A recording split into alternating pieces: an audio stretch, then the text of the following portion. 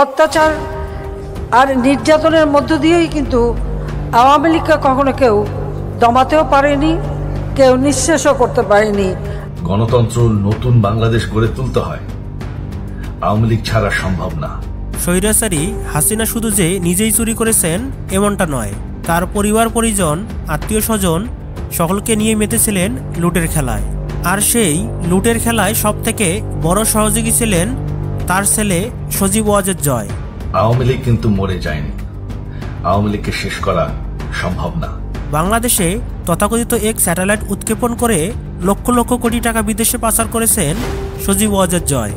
এছাড়া নামে বেনামে বিভিন্ন সময় নানা খাত বানিয়ে লুট করেছেন দেশের টাকা। দুদকের অনুসন্ধান ও তদন্ত এমনটাই বলছে। আর শেখ হাসিনার সেই ছেলে সজীব ওয়াজেদ জয় হতে যাচ্ছেন নিষিদ্ধ ঘোষিত আওয়ামী লীগের সভাপতি। আওয়ামী লীগ হচ্ছে সব থেকে বড় দল, আওয়ামী লীগ কোথাও যাবে না, আওয়ামী লীগ শেষ হয়ে যাবে না, আওয়ামী লীগকে শেষ করা সম্ভব না।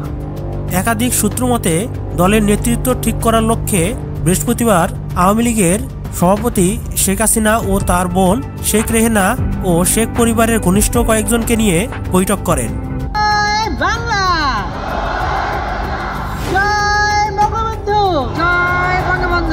তার আগে তিনি দলের গুরুত্বপূর্ণ কেন্দ্রীয় নেতাদের সঙ্গে পরামর্শ করেন। বিভিন্ন সময়ে জেলা আওয়ামী লীগের সঙ্গে ভার্চুয়াল মতবিনিময় সভায় দলের নেতৃত্ব ঠিক করার বিষয়ে ধারণা নেন। সব মিলিয়ে গতকাল তিনি আওয়ামী লীগের সভাপতি হিসেবে সজীব ওয়াজেদ জয়কে দায়িত্ব দেবেন বলে জানিয়েছেন। শেখ হাসিনার ঘনিষ্ঠ সূত্র জানায়, দলের সাধারণ সম্পাদক হিসেবে মেধাবী ও দক্ষ একজন তরুণ নেতার খোঁজ হচ্ছে। সবকিছু ঠিক থাকলে কিছুদিনের মধ্যেই দলে নতুন নেতৃত্ব দেখা যাবে।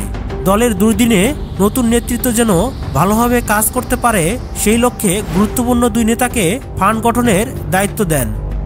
যদিও মনে করা হয়েছিল আওয়ামী লীগের পরবর্তী নেতৃত্ব দেবে স্বৈরাচারী হাসিনার একমাত্র মেয়ে সাইমা ওয়াজেদ পুতুল, কিন্তু দুর্নীতির অভিযোগ ওঠায় সম্প্রতি সাইমা ওয়াজেদ পুতুলকে বিশ্ব স্বাস্থ্য সংস্থা থেকে জোরপূর্বক অবসরে পাঠানো হয়েছে। তবে কি কারণে সাইমা ওয়াজেদ পুতুলকে বাদ দিয়ে জয়কে উত্তরাধিকার নির্বাচন করলেন শেখ হাসিনা, সেটি এখনো স্পষ্ট নয়। সম্প্রতি সজীব ওয়াজেদ জয়ের যুক্তরাষ্ট্রে বিপুল পরিমাণ সম্পত্তির খোঁজ মিলেছে বলে খবর প্রকাশ পায়। এখন পর্যন্ত দুদক যুক্তরাষ্ট্রে জয়ের 13টি বাড়ি ও শপিং মলের সন্ধান পেয়েছে। এ খবরের প্রেক্ষিতে আংশিক সম্পদ থাকার কথা স্বীকার করেন জয়। এ যেন বড় চুরি আড়াল করতে গিয়ে ছোট চুরির তথ্য ফাঁস করলেন হাসিনার পুত্র জয়। আওয়ামী লীগ কিন্তু একটা আদর্শ নিয়েই এগিয়ে গেছে, সেটা বঙ্গবন্ধুর চিন্তা চেতনা নিয়ে। এটাই হচ্ছে বাস্তবতা।